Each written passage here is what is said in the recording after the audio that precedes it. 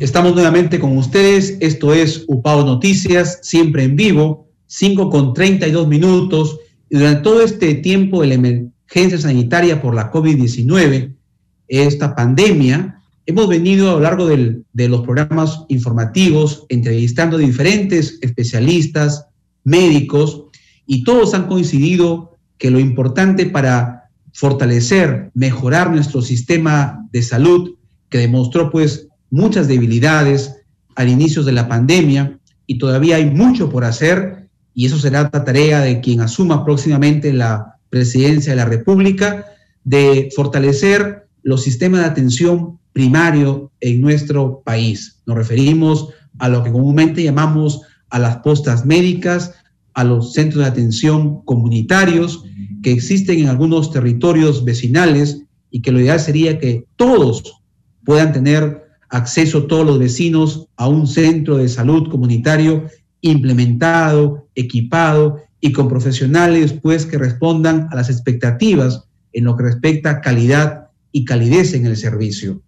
Vamos a conversar enseguida con la doctora Catherine Bardales. Ella es médico cirujano, tiene una especialidad en medicina familiar, para que nos converse sobre esta importante área, disciplina, especialidad de la medicina y cómo tendría que implementarse en todos los sistemas de atención primaria estas atenciones que son tan importantes para poder descongestionar los hospitales en nuestro país. Doctora Catherine Bardales, bienvenida a UPAO Noticias. Muy buenas tardes. Muy buenas tardes, estimado Alberto Pinillos. Gracias por la invitación. Muy buenas tardes a todos tus seguidores, los que nos están, la gran población trujillana, liberteña, peruana, ¿no? Porque ahora con las redes sociales llegamos incluso internacionalmente. Así es. Muy buenas tardes con todos ustedes. Yo muy contenta de poder estar acá porque vamos a abordar un tema muy vital e importante. Realmente hablar de medicina familiar es hablar de una especialidad médica efectora de lo que es atención primaria de salud, que muy bien usted ha manifestado, viene a ser la asistencia sanitaria basada en métodos, en tecnologías sencillas, pero científicamente fundamentadas y socialmente aceptadas, porque realmente se ve no solamente a un individuo, sino a la familia y a la comunidad.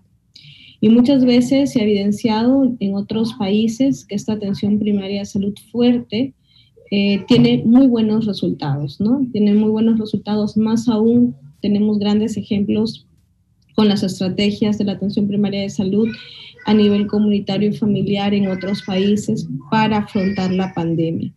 Entonces, debemos de recordar que esta, digamos, definición de atención primaria de salud realmente fue aprobada años atrás, en 1978, desde una conferencia internacional organizada por la Organización Mundial de la Salud, ¿no? Del Alma Ata, convocada por la misma OMS, con la finalidad de poder alcanzar la salud para todos. Entonces, hay un principio importante que lo vemos ahora en la actualidad, y muchas veces también vemos que nuestra población justamente más vulnerable son justo la población que no puede acceder a los servicios de salud. Ahora sabemos que nuestro sistema de salud es fragmentado mixto, nuestro sistema de salud que por años ha estado más direccionado a un enfoque hospitalocéntrico y no realmente de comunidad y en la familia. La pandemia ha desmantelado todo ello, ¿no? Y hemos visto un sistema de salud frágil, disperso. Entonces, es tan importante. Realmente la especialidad de medicina familiar es una especialidad de 3 años. No es una especialidad tan nueva, más de 20 años en nuestro país, que lamentablemente quizás no se les da a los médicos familiares el posicionamiento o el empoderamiento deberíamos estar. Y también hay muy pocos quizás médicos familiares, las plazas como especialidad, pero que también hay muy pocos puestos, no salen tantos puestos de medicina familiar. Realmente más de 40 años en la existencia con medicina familiar como especialidad viendo de un abordaje integral, con un enfoque y con un nexo biopsicosocial, donde se involucra no solamente la parte física, sino lo psicológico y el componente social, que es tan importante. Ver la determinación social, por qué quizás existe este proceso de salud-enfermedad. En Perú, lo ideal, ¿no? Y digamos, esta reforma de salud debería de estar enfocada en mejorar una atención primaria de salud, en tener un empoderamiento en el primer nivel de atención. Realmente, hasta el año pasado, a fines del año pasado, teníamos solamente un médico familiar por 1.000 personas, somos 1.200 aproximadamente médicos familiares en todo el país, ¿no? Y tenemos muy pocos médicos familiares para toda la población que tenemos. Correcto, doctora. Se necesita, como usted dice, perdón, de mayor plazas, de mayor, diríamos, atención a esa especialidad. En este contexto, estamos en una contienda electoral que pronto se vaya a definir el próximo 6 de junio. Usted ha tenido oportunidad de escuchar a ambos candidatos, a ambos aspirantes a la presidencia de la República. En alguna de sus propuestas, usted los ha escuchado conversar o exponer sobre esta importancia que tiene la atención primaria en nuestro país, y qué recomendaciones le daría usted de su experiencia a quien llegue a ocupar el cargo de la presidencia de la República, para que estas iniciativas o estas aspiraciones de fortalecer la atención primaria no queden en simples hechos ocasionales por la pandemia, ni por un contexto electoral ocasional, ¿no? Sino que puedan concretarse y, como se dice, tangibilizarse.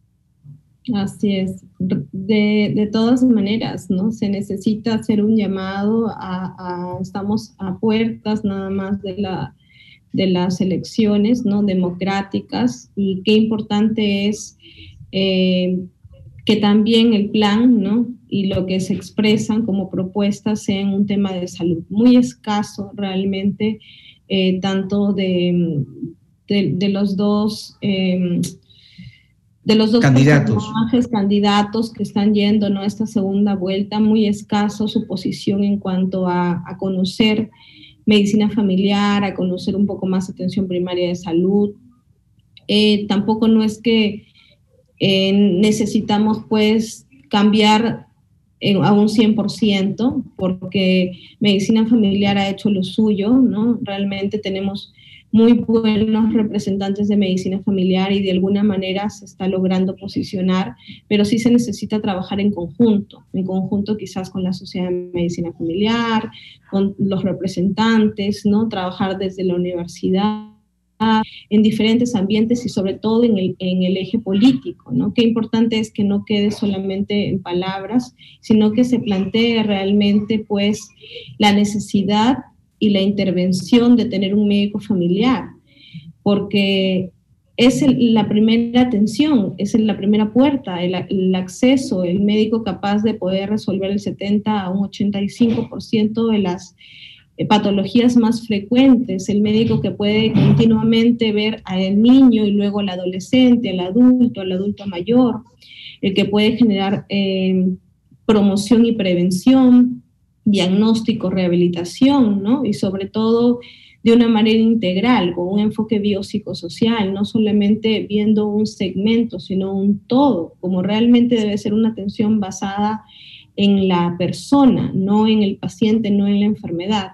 Entonces es muy importante porque hemos visto que a raíz de la pandemia no hemos tenido ese manejo de estrategias en cuanto a, por ejemplo, a un ambiente comunitario, ¿no? A un ambiente territorial.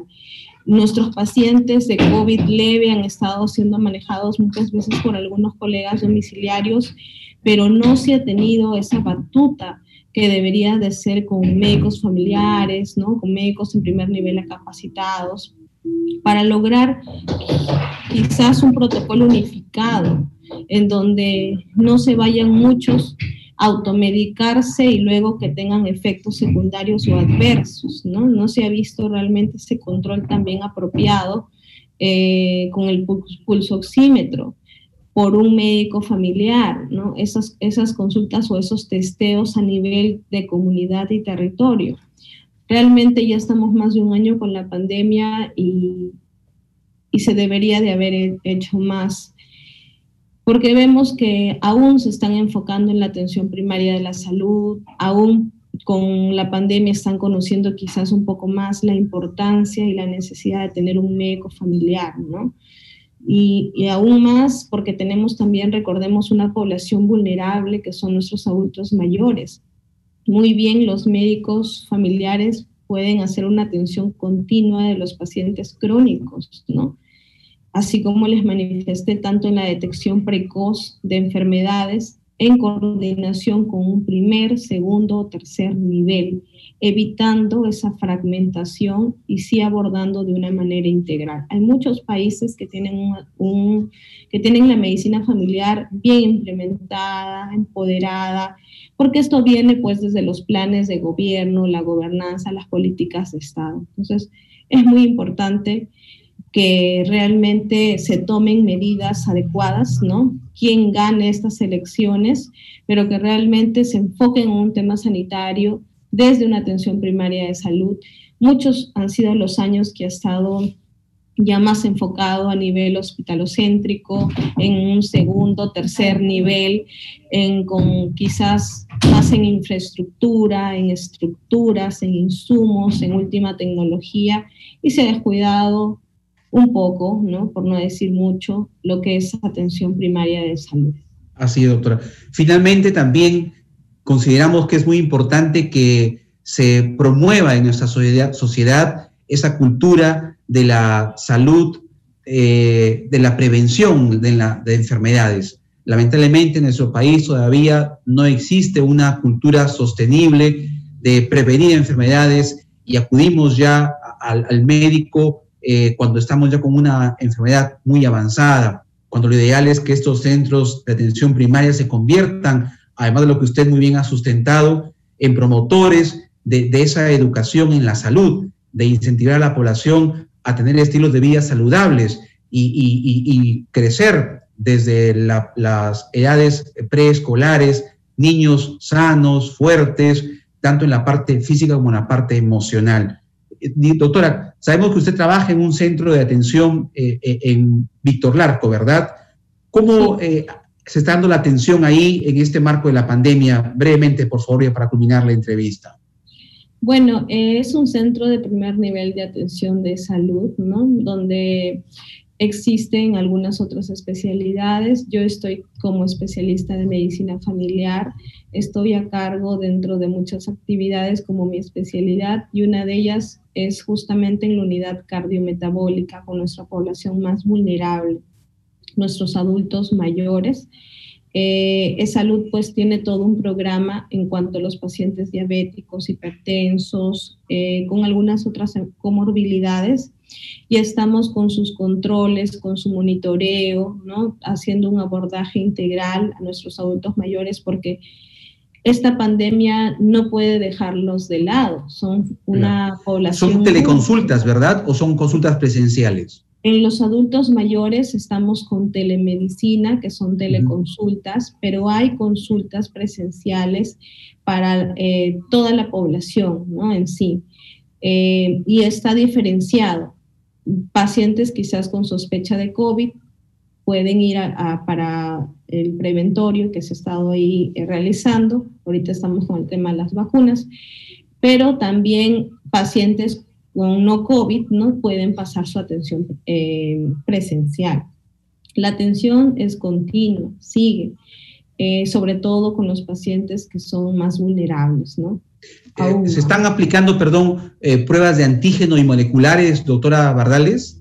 Sí, claro que sí. Se están aplicando las pruebas cuando tenemos casos sospechosos, cuando tenemos un criterio epidemiológico, un criterio médico, según lo que nos dicen, pues, lo que son las guías, el manejo, ¿no? Para llegar también antes al diagnóstico. Se están realizando las pruebas, claro que sí, se realizan. Perfecto. ¿Y la atención en el centro preventorio es de lunes a sábado?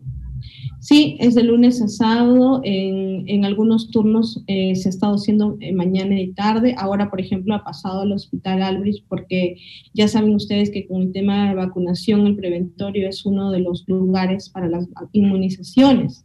Entonces, ahora, por ejemplo, el recurso humano de Víctor Larco tiene su espacio en Albrich y sigue atendiendo a toda la población de Víctor Larco allá, ¿no? Perfecto, doctora. Muchas gracias, doctora Catherine Bardales, médico familiar de la Universidad Privada Antonio Dorrego, docente en la Facultad de Medicina. Estuvo conversándonos ampliamente sobre la importancia, y eso ojalá quien resulte elegido presidente de nuestro país tome en cuenta la importancia que tiene la medicina familiar en la atención primaria. Gracias, doctora Catherine Bardales, muy amable. Muchas gracias, estimado Beto. Gracias. El 19 de este mes hemos estado, pues, de Día Mundial de Medicina Familiar. Y creo que es un motivo muy importante, ¿no?, para realmente recordar la importancia del médico familiar. Gracias. Muy bien, muchos éxitos a todos los médicos familiares en nuestro país, doctora Bardales. Vamos a ir a una pausa, son ya las 5:48. Regresamos con más información en UPAO Noticias.